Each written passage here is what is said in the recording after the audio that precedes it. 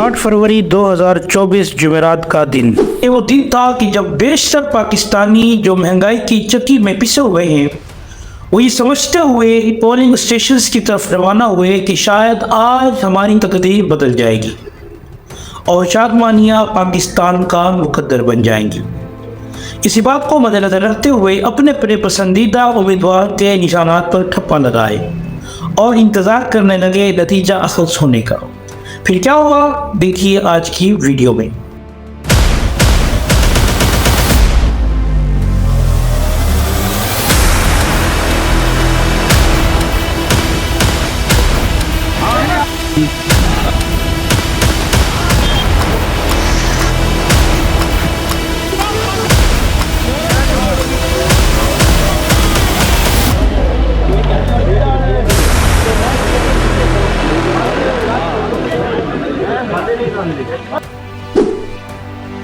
इंतखाबात के नताइज से मज़ीद तकसीम का खदशा। पाकिस्तान ने माजी की गलतियों से कुछ नहीं सीखा। ऐसा पहली बार नहीं हुआ कि पाकिस्तान में इंतखाबात के नताइज देर से सामने आए हों, मगर हालिया तारीख में ये पहली बार ज़रूर हुआ है कि इलेक्शन के दिन और अगली रात मुल्क भर में मोबाइल फ़ोन नेटवर्क्स बंद रहे और 24 घंटे गुजरने पर भी मुकम्मल नताइज सामने नहीं आ सके। गुज़श्ता रोज़ के वाक़यात ने बज़ाहिर पहले से मौजूद तक़सीम और सियासी दरार को मज़ीद गहरा कर दिया है। अगली हुकूमत किसकी होगी, इस मामले पर आवाम में कन्फ्यूजन पाई जाती है। पहले से ही रियासती इदारों पर एतबार कम हो रहा है। सोशल मीडिया पर कई सारिफिन इलेक्शन कमीशन और निगरान हुकूमत पर तनकीद करते हुए नजर आए तो दूसरी जानिब फौज और अदलिया को भी इस अफरा तफरी का जिम्मेदार ठहराया जा रहा है। लेकिन इस तकसीम, कन्फ्यूजन और अवामी गुस्से का नतीजा क्या निकलेगा, इस सवाल के जवाब से पहले एक नज़र गुज़श्ता 24 घंटों पर डालते हैं।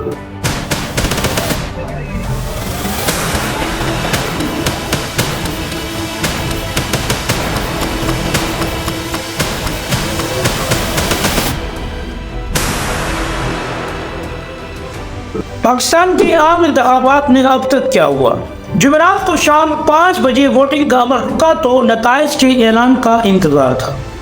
6 बजे के बाद चंद पोलिंग स्टेशन से वो गैर हतमी और गैर सरकारी नतीजे सामना शुरू हुए जहां गिनती का अमल मुकम्मल हो गया था।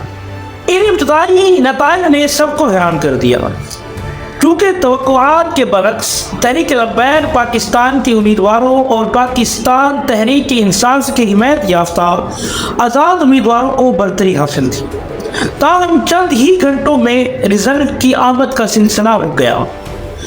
इस मौके पर सोशल और मेन स्ट्रीम मीडिया पर बहस जारी रही जिसमें सवालात भी थे और शुकूक व शुबहात भी।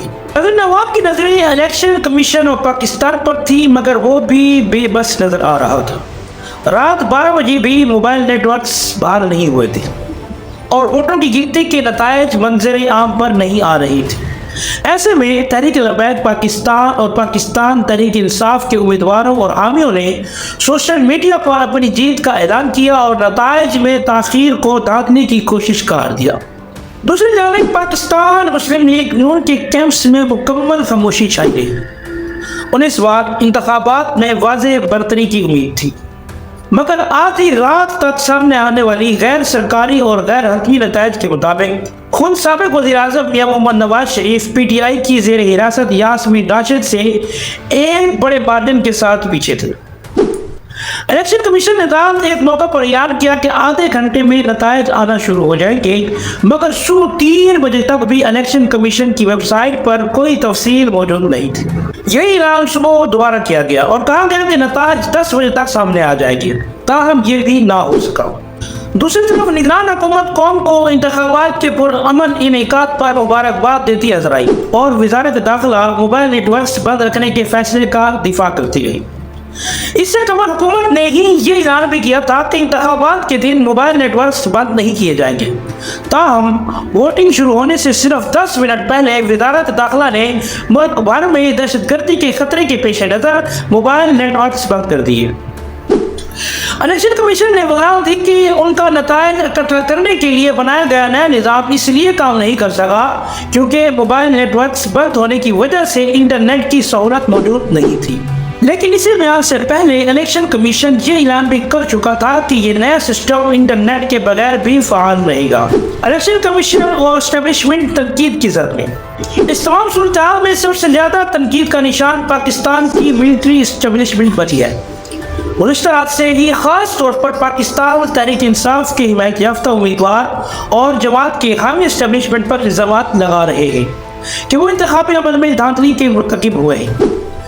اسلام آباد سے پی ٹی آئی کے حمایت یافتہ امیدوار شعیب شہین نے ڈی چینل سے بات کرتے ہوئے کہا کہ عدلیہ جو کسی بھی واقعے کا سوموٹو نوٹس لے سکتی ہے، انہوں نے نہ تو موبائل نیٹ ورکس بند ہونے کا نوٹس لیا، نہ کل شب ہونے والی مبینہ دھاندلی کی خبر لی، اور نہ ہی یہ نوٹس لیا کہ نتائج میں اتنی دیر کیوں ہو رہی ہے۔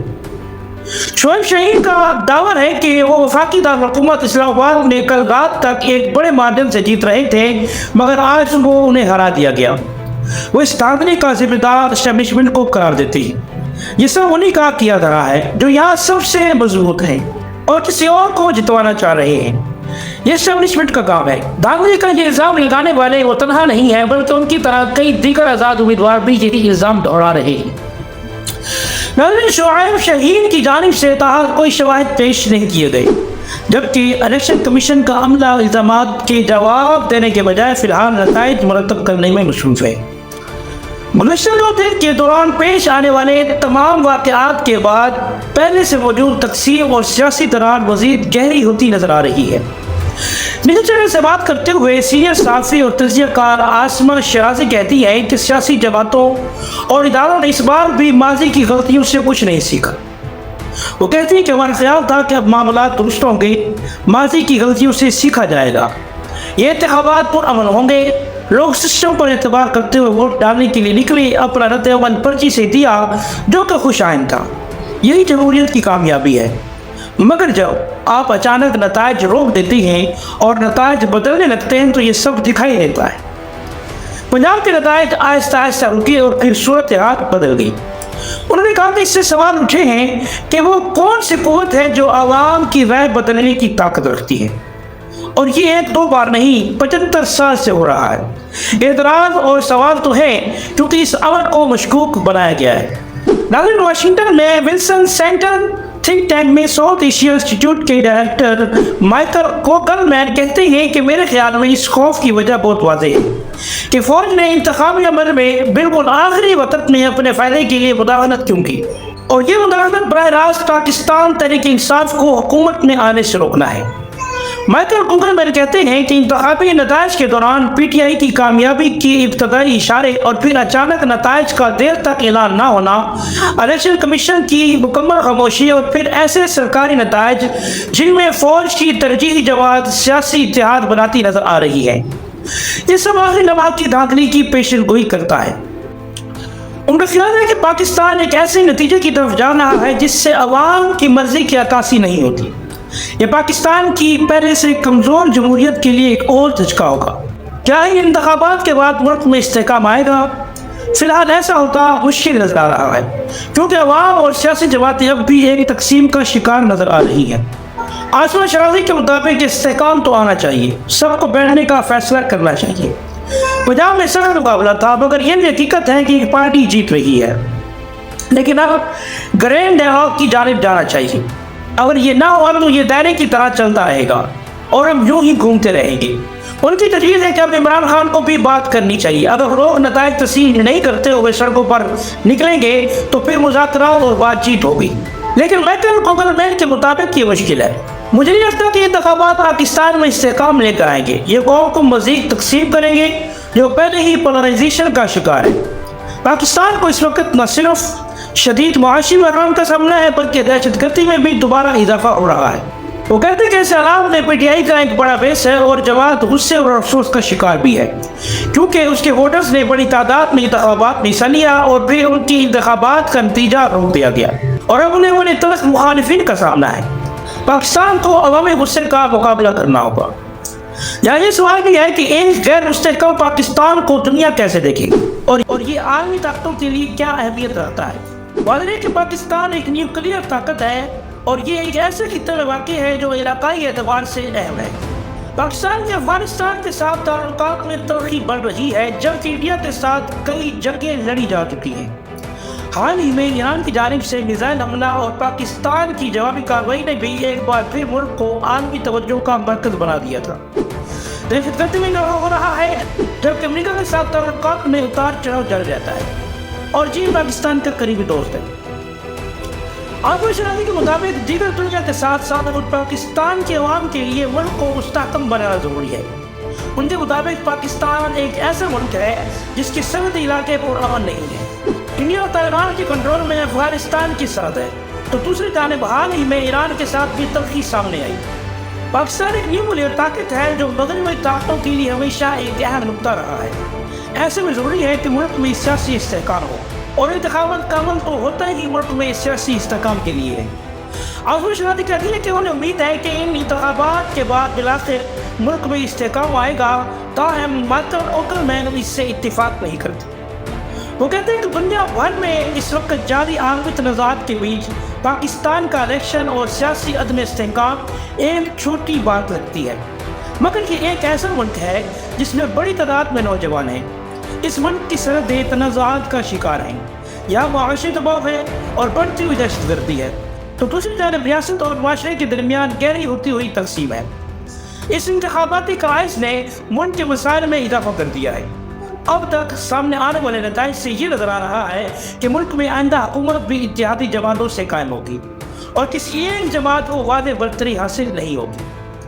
تفسیرکار یہ سمجھتے ہیں کہ سیاسی جماعتوں کے لیے یہ ایک اہم موقع ہے کہ وہ مل بیٹھے اور بات چیت کرتے ہوئے ایسا نظام وضع کریں جو آئندہ انتخابات میں شفافیت کو یقینی بنائے۔